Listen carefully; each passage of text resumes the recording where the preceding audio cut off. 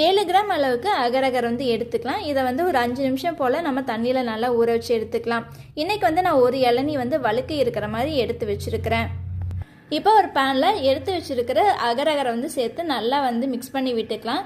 அகரகரை வந்து கரையிற வரைக்கும் நம்ம கலரி விட்டுட்டே இருக்கலாம். இப்போ வந்து அகரகர் வந்து கரைஞ்சிருச்சு. இப்போ 4 ஸ்பூன் அளவுக்கு வந்து நான் சர்க்கரை எடுத்திருக்கேன். சப்போஸ் இளநீ வந்து உங்களுக்கு ரொம்ப ஸ்வீட்டாக இருந்ததுன்னா நீங்கள் சர்க்கரை கூட ஆட் பண்ண தேவையில்லை. இப்போ எடுத்து வச்சுருக்கிற இளநீ வந்து சேர்த்து நல்லா வந்து கொதிக்க விடலாம். ஒரு 5 நிமிஷம் போல் நம்ம கொதிக்க விட்டுக்கலாம். இப்போ இது நல்லா கொதிச்சிருச்சு. இதை வந்து பவுலுக்கு வந்து மாற்றிடலாம். இளநீலேருந்து தேங்காய் வந்து சின்ன சின்னதாக கட் பண்ணி வச்சுருக்கேன். அதையும் வந்து இது கூட சேர்த்து நல்லா கலரி விட்டுக்கலாம். இப்போ இதை வந்து கொஞ்சம் நல்லா ஆறட்டும். கொஞ்சம் வந்து வாமாக இருக்கிற சமயத்தில் நம்ம ஃப்ரிட்ஜில் வந்து அரை மணி நேரத்துலேருந்து 1 மணி நேரம் வச்சு செட் பண்ணி எடுத்துக்கலாம்.